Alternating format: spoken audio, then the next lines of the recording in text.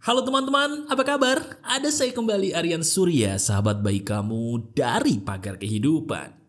Kamu tahu nggak yang membuat diri kamu kemarin jadi lemah itu apa? Langsung aja deh, kamu sebagai sahabat saya selama ini ibarat kata mobil, nggak tahu di mana rem tangan.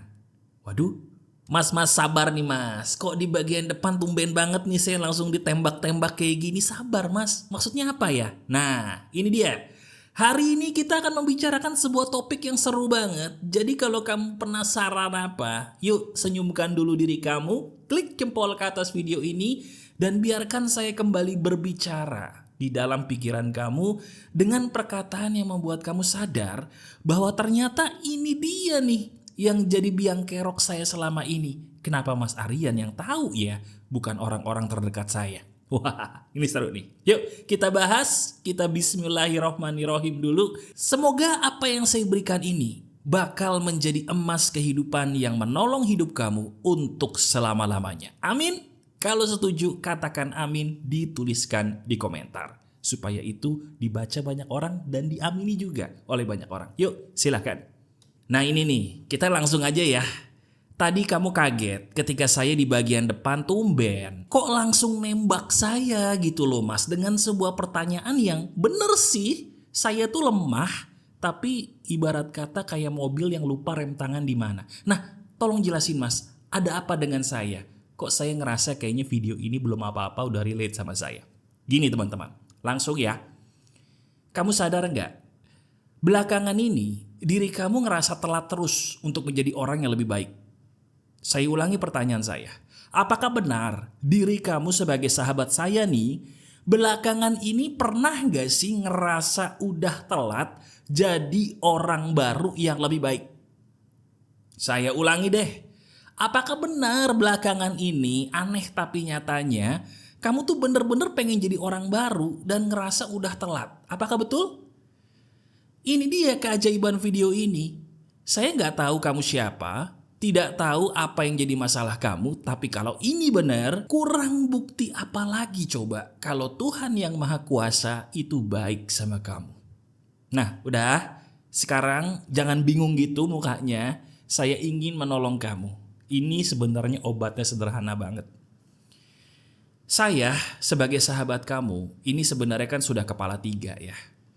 Kamu sadar gak? Saya ini baru menekuni hal baru yang mungkin bagi orang-orang, terutama yang lebih muda dari saya, udah telat. Yes, saya adalah seorang Aryan Surya yang sedang hobi mendalami bahasa pemrograman. Jadi kalau kamu nggak tahu, saya punya side job atau pekerjaan sampingan, salah satunya adalah menjadi seorang programmer. Waduh, programmer yang intinya bikin orang kayak kamu nih salah satunya bisa mengakses AI dan hal-hal sejenisnya. Nah yang jadi pertanyaan bukan itu. Yang jadi pertanyaan, kok Mas Aryan bisa memulai sesuatu yang, maaf nih mas, di umur yang sudah kepala 3. Saya ingin berkata sama kamu, kenapa nggak bisa? Kenapa menurut kamu saya sudah telat memulai sesuatu hal yang baru untuk karir saya di usia yang sudah kepala 3? Kenapa? Karena kamu selama ini deketnya sama orang-orang yang nyumpahin masa depannya sendiri jelek. Saya ulangi, yang membuat diri kamu sebagai sahabat saya merasa udah telat untuk jadi orang baik yang baru di umur sekarang, itu yang bikin kamu ngerasa telat adalah apa? 1, diri kamu secara nggak sadar sering kali bergaul sama orang-orang yang secara nggak sadar mereka nyumpahin masa depannya sendiri jelek. Betul nggak? Kita nggak usah jauh-jauh. Lihat sekitar kita, lihat sekitar kamu. Ingat orang-orang terdekat kamu, ingat aja wajahnya. Nah mereka tuh, pernah nggak kamu berkata sebuah hal yang positif sedikit aja kepada mereka? Entah punya mimpi, entah mungkin kamu pengen ini, pengen itu, hal-hal yang besar deh. Bener nggak tebakan saya, ketika kamu bicara sama mereka, mereka selalu punya jawaban-jawaban yang membuat kamu kayak ngerasa nggak yakin-yakin lagi gitu loh sama apa yang kamu mau. Kita ambil contoh, maaf nih kalau ini relate dan baru terjadi sama kamu ya. Anggap aja ceritanya diri kamu baru putus dari orang yang kamu sayang. Atau maaf baru bercerai dari pasangan kamu dengan sebuah permasalahan yang sangat menyakitkan hati. Kamu ngerasa putus asa. Kamu ngerasa hidup ini sudah nggak ada gunanya lagi. Terus ceritanya kamu ngobrol nih sama teman-teman atau orang-orang terdekat kamu. Apa jawaban mereka? Pasti jawaban mereka cuma satu. Sabar ya, yang ikhlas ya. Betul gak? Halo? Saya ulangi pertanyaan saya. Apakah benar ketika kamu mencurhatkan masalah kamu, apapun itu, jawaban mereka rata-rata maaf template semua. Sabar ya, ikhlas ya. Benar? Kalau kamu senyum-senyum sendiri, nah benar tuh. Benar. Sebenarnya jawaban itu salah gak sih? Halo? Saya mau tanya sama kamu nih sebagai sahabat saya, jawaban mereka yang nyuruh kita ikhlas ya, sabar ya, salah nggak? Jujur deh. Salah? Nggak? Takut ya jawabnya ya. Saya aja deh yang jawab deh ya. Salah. Kenapa coba saya bilang salah? Kamu nggak usah dikasih tahu disuruh ikhlas dan sabar, udah tahu bahwa harus ikhlas dan sabar, bener nggak? Halo? Iya kan? Kita nggak usah dikasih tahu sama orang itu untuk sabar dan ikhlas, kita udah tahu lagi bahwa saat ini kita harus sabar atau harus ikhlas. Betul nggak? Berarti itu kan nggak jadi solusi dong. Nah ini loh maksud saya. Kita seringkali salah langkah, sehingga langkah kita yang harusnya membuat kita menjadi manusia baru secepatnya jadi memble, jadi letoy, jadi lemah. Ibarat kata handphone, signalnya meletoy, lemah. Handphone kalau nggak ada signal, secanggih apapun tuh handphone, bisa dipakai nggak? Halo, bisa dipakai? Nggak bisa. Karena handphone secanggih apapun signalnya harus kuat, sama seperti kamu. Tidak peduli kamu sepintar apa, tidak peduli kamu secantik atau seganteng apa, tidak peduli seberapa banyak ilmu yang kamu pelajari di pagar kehidupan, kalau diri kamu mentalnya lagi letoy, lagi lemah, pasti tetap aja susah untuk melakukan apa yang dikatakan orang-orang positif di sekitarmu, termasuk saya. Betul gak? Halo? Benar? Nah itu yang membuat kamu selama ini kalau nonton pagar kehidupan kayaknya seneng gitu ya. Tapi begitu udah kelar kayak mau ngelakuin, aduh berat mas, saya tahu ini bener mas, saya tahu ini bener banget, ini betul mas Arya, ini bener semua, tapi kok mau ngelakuin susah ya. Nah pernah kayak gitu gak? Jujur dah. Pernah kan? Kalau pernah katakan di komentar dong, cerita di komentar. Pengalaman ketika kamu nonton pagar kehidupan, tapi begitu mau praktek rasanya susah banget. Cerita di komentar, nanti saya baca ya, saya berikan hati deh. Nah mas, ini makin seru ya. Bener lagi mas. Kok mas Aryan bisa tahu sih kalau saya itu susah untuk mempraktekkan hal-hal yang sebenarnya saya tahu itu positif dan benar. Kenapa ya mas? Sekarang gini, kita pakai logika dulu ya teman-teman biar kamu pinter nih. Kamu punya motor, harusnya diisi bensin. Kalau diisi minyak goreng bisa gak? Halo? Bisa nyala gak? Bisa, tapi rusak gak mesinnya? Rusak. Kenapa saya bilang itu? Sama kayak kamu. Diri kamu ibarat kata motor yang keren. Bahan bakarnya bensin premium. Tapi di sekitar kamu adanya minyak goreng. Iya kan? Harusnya kamu ketemu sama orang-orang yang positif, materi-materi yang positif, yang oke punya. Tapi kamu ngobrolnya sama orang yang maaf, ngurusin dirinya sendiri aja belum bener. Terus kamu percaya lagi nasihat dia dan mereka. Gak akan bisa, wahai sahabatku. Diri kamu nih sebenarnya gini ya. Berapapun umurmu, kamu tidak pernah telat loh untuk membuka lembaran baru. Saya ulangi, berapapun umurmu, seberapa pahitnya pun masa lalumu, itu semua bukan salah kamu, titik. Jadi sekarang di bagian ini saya langsung to the point aja. Orang-orang di sekitar kamu itu loh yang membuat kamu jadi tidak yakin bahwa kamu tuh spesial dan masih pantas banget untuk buka lembaran baru lagi. Mau bukti kalau ucapan saya benar? Sekarang kamu termotivasi nggak?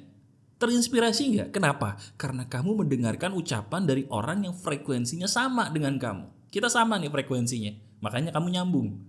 Tapi begitu nonton ini selesai, kamu ketemu tuh orang yang biasa kamu temukan, ajak ngobrol lagi masalah kamu, pasti kamu jadi memble lagi. Kok bisa ya mas? Bener lagi? Bener nih Mas Aryan?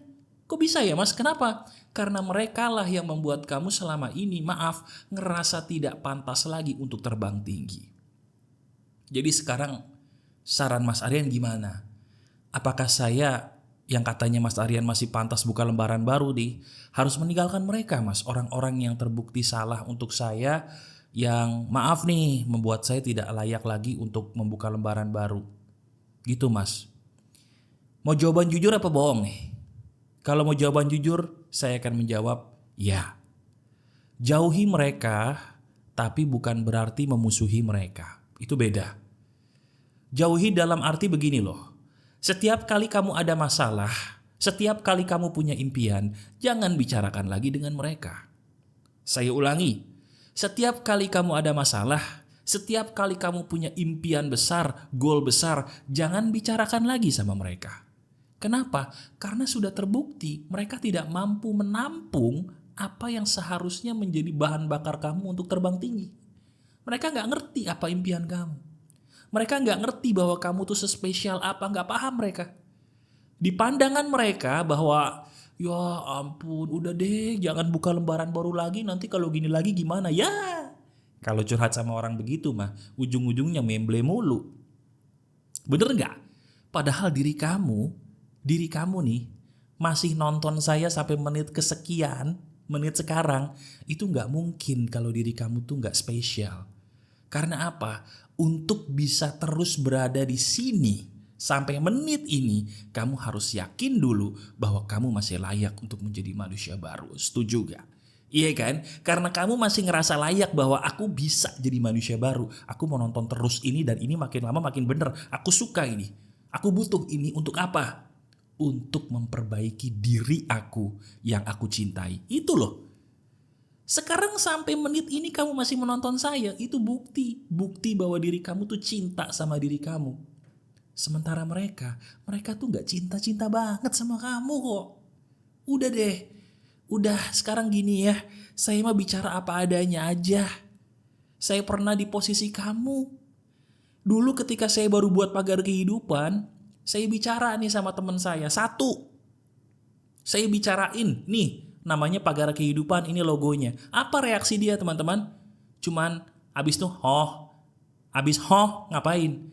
Bikin topik baru. Sedih gak? Sedih gak sih ketika kamu membicarakan sebuah hal besar, terus responnya cuman abis itu buka lembaran baru, topik baru, sampai akhirnya kita kayak ngerasa, loh kok gini doang, capek-capek saya ngomong. Loh kok gini doang, capek-capek gua ngomong. Nah itu, relate gak? Relate. Makanya saya bilang apa? Udah, sebaik-baiknya teman ngobrol itu cuma satu. Tuhan yang kamu ajak bicara di saat kamu menangis. Tuhan yang kamu ajak bicara di saat kamu lagi banyak masalah.